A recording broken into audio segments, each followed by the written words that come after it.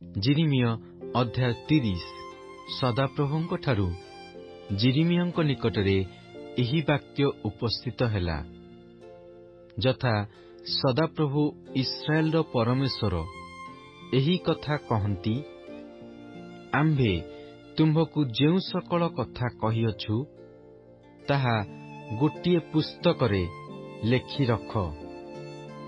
कारण सदाप्रभु कहंती, देख जेउ समयरे आम्भे आपणा लोक इस्राएल ओ जिहुदार बंदित्वावस्था परिवर्तन करिबा एपरि समय आसुअछि। सदाप्रभु कहंती, हाँ आम्भे सेमानंक पूर्वपुरुष मानंकु जेउ देश देइअछु सेही देशकु सेमानंकु फेराई आनिबा ओ सेमाने ताहा अधिकार करिबे। इस्राएल ओ जिहुदा विषୟରେ सदाप्रभुंकर कथित वाक्य एही। सदाप्रभु एही कथा कहंती, आम्भे माने कंपिबार ओ भयर शब्द शुणिअछु, किंतु शांतिर शब्द नुहे। कोनोसी पुरुषर प्रसव वेदना हेउछि कि नाही तुम्हे माने पचारि बुझ। प्रसव वेदनार समयरे जेपरि स्त्री लोकर सेपरि प्रत्येक पुरुषर आपणा कटी देशरे हस्त देबार ओ समस्तंकर मुख मलिन हेबार आम्भे काहींकि देखुअछु। हाय हाय, से दिन महत्, ताहा तुल्य दिन आउ नाही। ताहा जाकुबर संकट काल, मात्र से तहिरु उद्धार पाइब। सैन्याधिपति सदाप्रभु कहंती, आम्भे सेही दिन तुम्भ स्कंदरु ताहार जुआली भांगी पकाइबा ओ तुम्भर बंधन सबु छिंडाई देबा। पुणी विदेशी माने आउ आपणा मानंकर दास्यकर्म ताहाकु कराइबे नाही, मात्र सेमाने सदाप्रभु आपणा मानंक परमेश्वरंक ओ आम्भे सेमानंक निमंते जाहांकु उत्पन्न करिबा आपणा मानंकर सेही राजा दाऊदंकर दास्यकर्म करिबे। एहेतु सदाप्रभु कहंती, हे आम्भर दास जाकुब, तुम्भे भय कर नाही, अथवा हे इस्राएल निराश हुओ नाही। कारण देख, आम्भे दूररु तुम्भकु ओ बंदित्व देशरु तुम्भ वंशकु उद्धार करिबु। पुणी जाकुब फेरी आसी शांतिरे ओ निरापदरे रहिबो ओ केही ताहाकु भय देखाइब नाही।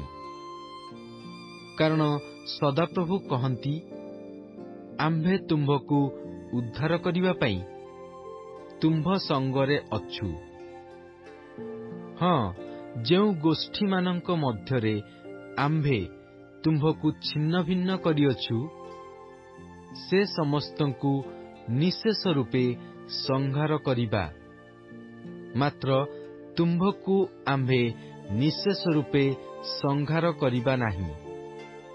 तथापि आम्भे विवेचना पूर्वक तुम्भकु शास्ति देबा ओ कोनोसी मते तुम्भकु दंड न देई छाड़िबा नाही।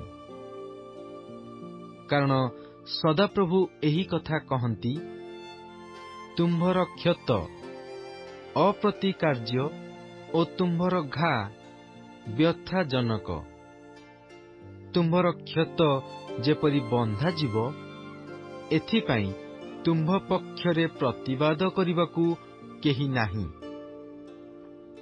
तुम्भर स्वास्थ्यजनक औषध नाही। तुम्भर प्रेमकारी समस्ते तुम्भकु पासोरी अछंती, सेमाने तुम्भकु खोजंती नाही। कारण ତୁମ୍ଭର ଅଧର୍ମ ବହୁଳ ଓ ତୁମ୍ଭର ପାପ ବୃଦ୍ଧି ହେବା ସକାଶୁ ଆମ୍ଭେ ତୁମ୍ଭକୁ ଶତ୍ରୁତୁଲ୍ୟ ଆଘାତ କରିଅଛୁ ଓ ନିର୍ଦ୍ଦୟ ଲୋକତୁଲ୍ୟ ଶାସ୍ତି ଦେଇଅଛୁ। ତୁମ୍ଭେ ଆପଣା କ୍ଷତ ସକାଶୁ କାହିଁକି କ୍ରନ୍ଦନ କରୁଅଛ? ତୁମ୍ଭର ବେଦନା ଅପ୍ରତିକାର୍ଯ୍ୟ, ତୁମ୍ଭର ଅଧର୍ମ ବହୁଳ ଓ ତୁମ୍ଭର ପାପ ବୃଦ୍ଧି ହେବା ସକାଶୁ ଆମ୍ଭେ ତୁମ୍ଭ ପ୍ରତି ଏହି ସବୁ କରିଅଛୁ। ଏହେତୁ ଯେଉଁମାନେ ତୁମ୍ଭକୁ ଗ୍ରାସ କରନ୍ତି ସେମାନେ ଗ୍ରାସିତ ହେବେ ଓ ତୁମ୍ଭର ବିପକ୍ଷ ସମସ୍ତେ ସେମାନଙ୍କର ପ୍ରତ୍ୟେକ ଜଣର ବନ୍ଦିତ୍ୱ ସ୍ଥାନକୁ ଯିବେ ଓ ଯେଉଁମାନେ ତୁମ୍ଭକୁ ଲୁଟନ୍ତି ସେମାନେ ଲୁଟିତ ହେବେ। ଯେଉଁମାନେ ତୁମ୍ଭର ଦ୍ରବ୍ୟ ହରଣ କରନ୍ତି ସେ ସମସ୍ତଙ୍କର ଦ୍ରବ୍ୟ ଆମ୍ଭେ ହରଣ କରାଇବା। କାରଣ ସଦାପ୍ରଭୁ କହନ୍ତି, ଆମ୍ଭେ ତୁମ୍ଭକୁ ପୁନର୍ବାର ଆରୋଗ୍ୟ ପ୍ରଦାନ କରିବା ଓ ଆମ୍ଭେ ତୁମ୍ଭର ଘା ସବୁ ସୁସ୍ଥ କରିବା। କାରଣ ସେମାନେ ତୁମ୍ଭକୁ ଦୂରୀକୃତା ବୋଲି ଡାକି କହନ୍ତି, ଏ ସିଓନ, ଏହାକୁ କେହି ଚାହେଁ ନାହିଁ। ସଦାପ୍ରଭୁ ଏହି କଥା କହନ୍ତି, ଦେଖ, ଆମ୍ଭେ ଯାକୁବର ତମ୍ବୁ ସକଳର ବନ୍ଦିତ୍ୱ ପରିବର୍ତ୍ତନ କରିବା ଓ ତାହାର ସକଳ ବାସସ୍ଥାନ ପ୍ରତି ଦୟା କରିବା। ତହିଁରେ ନଗର ଆପଣାର ଉପପର୍ବତ ଉପରେ ପୁନର୍ବାର ନିର୍ମିତ ହେବ ଓ ରାଜଗୃହ ତହିଁର ରୀତିମତେ ରହିବ। ଆଉ ସେହି ସ୍ଥାନ ମଧ୍ୟରୁ ଧନ୍ୟବାଦ ଓ ଆନନ୍ଦକାରୀମାନଙ୍କର ଧ୍ୱନି ନିର୍ଗତ ହେବ। ପୁଣି ଆମ୍ଭେ ସେମାନଙ୍କୁ ବୃଦ୍ଧି କରିବା ଓ ସେମାନେ ଅଳ୍ପ ସଂଖ୍ୟକ ନୋହିବେ। ଆହୁରି ଆମ୍ଭେ ସେମାନଙ୍କୁ ଗୌରବାନ୍ୱିତ କରିବା ଓ ସେମାନେ କ୍ଷୁଦ୍ର ନୋହିବେ।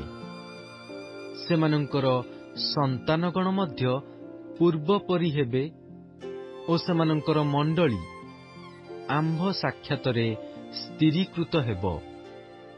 ଓ ଯେଉଁମାନେ ସେମାନଙ୍କର ଉପଦ୍ରବ କରନ୍ତି ସେ ସମସ୍ତଙ୍କୁ ଆମ୍ଭେ ଶାସ୍ତି ଦେବା। ପୁଣି ସେମାନଙ୍କର ଅଧିପତି ସେମାନଙ୍କ ମଧ୍ୟରୁ ହେବେ ଓ ସେମାନଙ୍କର ଶାସନକର୍ତ୍ତା ସେମାନଙ୍କ ମଧ୍ୟରୁ ନିର୍ଗତ ହେବେ।